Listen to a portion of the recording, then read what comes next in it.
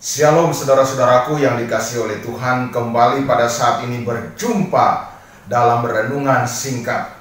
Renungan pada saat ini saya beri tema kepuasan hati. Saudaraku yang dikasihi oleh Tuhan, berbicara tentang kepuasan hati.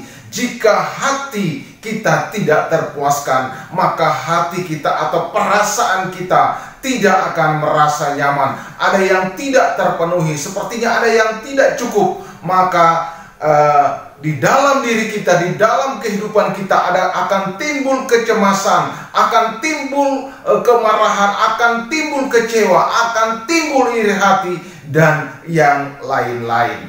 Jika hati tidak puas, maka saudara sendiri akan tidak merasakan damai sejahtera.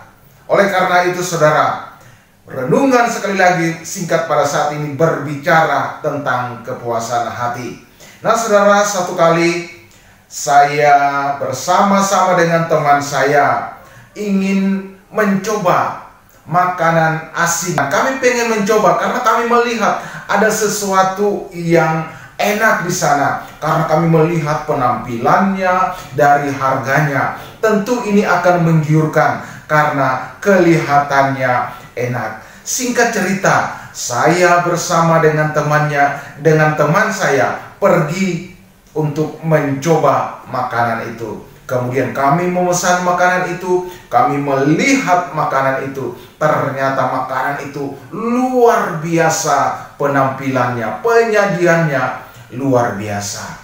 Nah saudara, ketika kami mencoba makanan tersebut, apa saudara yang terjadi? Ada beberapa orang kami di situ saling berpandang-pandangan satu dengan yang lain. Ternyata apa saudara? Lidah kami sama saudara. Kami merasa asing. Ternyata makanan yang kami beli, makanan yang kami coba tersebut tidak cocok di lidah kami, tidak cocok untuk makanan kami. Karena makanan itu tidak biasa dikonsumsi. Bukan hanya tidak biasa, memang mungkin perut kami atau selera kami bukan selera makanan asing. Nah saudaraku yang dikasihi oleh Tuhan, apa akibatnya? Akibatnya kami pulang dengan kecewa, kami pulang dengan tidak puas. Sesuatu yang kelihatannya menarik, enak dipandang, belum tentu itu cocok dan belum tentu itu akan memuaskan saudara dan saya. Mengapa saudara? Karena ya memang itu bukan selera kita, itu bukan makanan kita. Demikian halnya dengan hati kita manusia. Saudara, kita mau puas dengan hati kita, mau puas dengan keinginan kita, tentu kita harus tahu apa kebutuhan terbesar dari hati kita, apa kebutuhan mendasar dari hati kita.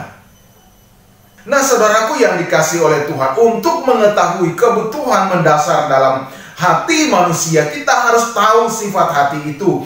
Hati itu adalah kekal adanya.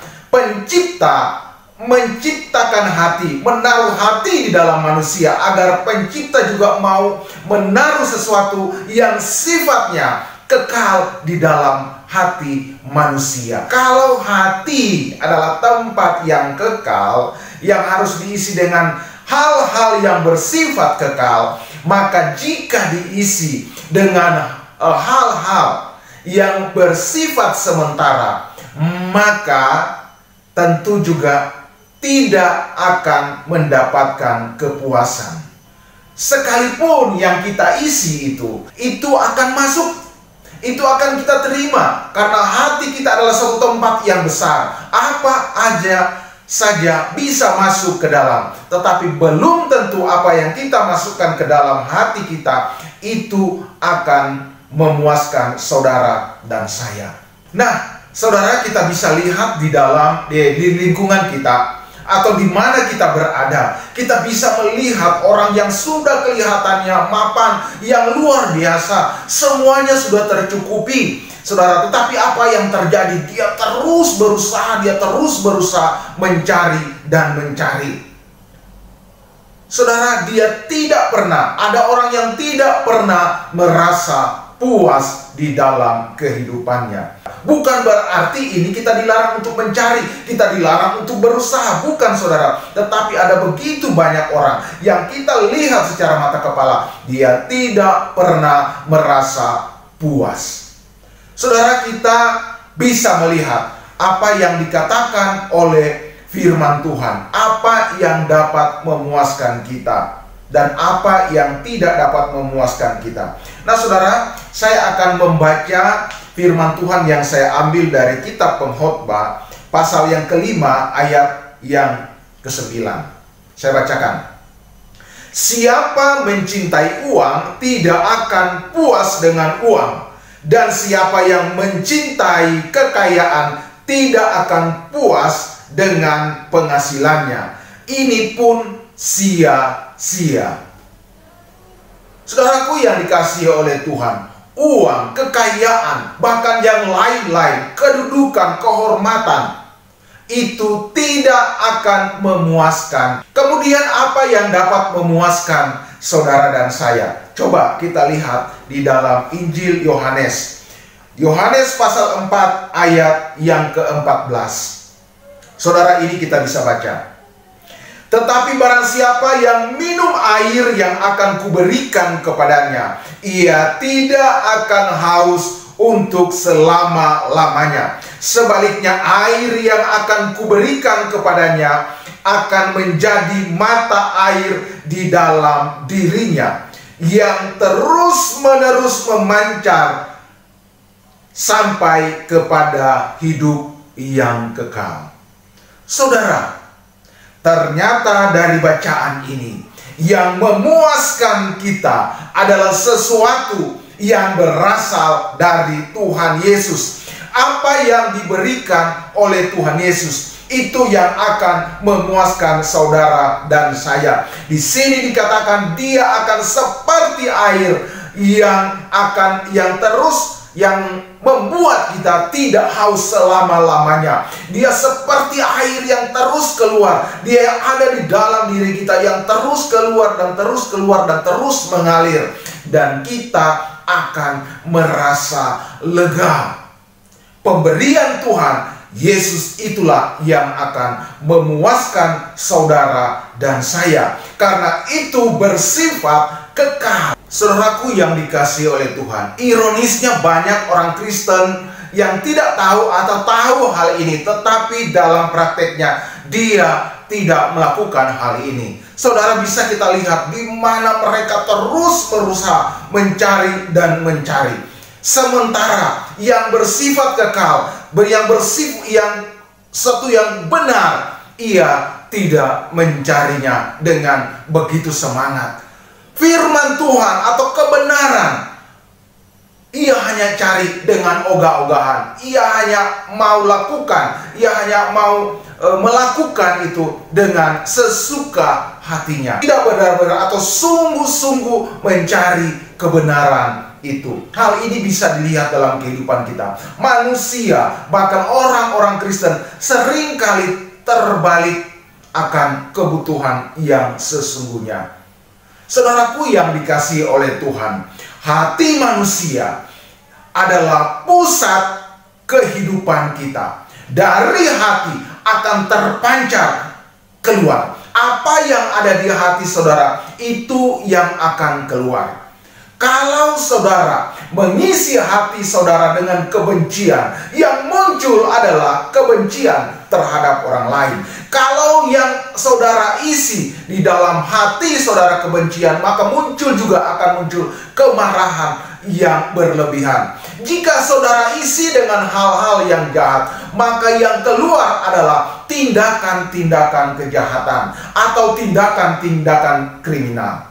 Kalau saudara mengisi dengan hal-hal yang baik, maka yang keluar itu juga yang baik. Apalagi kalau saudara mengisi dengan firman Tuhan, maka yang keluar adalah kebenaran firman Tuhan yang akan membuat saudara itu bertumbuh, bahkan orang lain pun bertumbuh. Saudaraku yang dikasihi Tuhan, ketika firman Tuhan itu diisi di dalam hati, maka itu akan berdampak, itu akan keluar dan akan menimbulkan ketaatan kepada Allah. Saudara akan mencari Allah dan mencari Allah. Nah saudara, berhati-hati dengan hati kita. Karena apa yang saudara isi, itu yang akan keluar, itu yang akan kita tuai. Hati kita bisa diisi dengan apa saja, tetapi hati-hati dengan apa yang saudara isi ke dalam hati, karena itu yang akan saudara tuai. Hati adalah ciptaan Tuhan yang diciptakan untuk di mana Tuhan Allah atau Roh Allah mau tinggal di dalam hati kita. Oleh karena itu saudaraku, marilah kita isi hati kita dengan Roh Allah. Jika Roh Allah atau Roh Kudus berdiam di dalam hati kita, kita akan merasakan damai sejahtera yang luar biasa. Karena hati kita terpenuhi apa yang Dia inginkan. Hati kita memang cocok dengan Roh Kudus. Oleh karena itu saudara, mari isilah hati saudara dengan kebenaran-kebenaran, dengan kebenaran yang berasal dari firman Tuhan. Karena sumber kepuasan kita berasal dari apa yang diberikan oleh Tuhan Yesus. Apapun situasi kita yang saudara rasakan, saudara tetap akan merasa puas. Karena hati saudara diisi dengan kebutuhan hati saudara. Isilah hati saudara dengan kebenaran yang berasal dari firman Tuhan. Tuhan Yesus memberkati. Amin.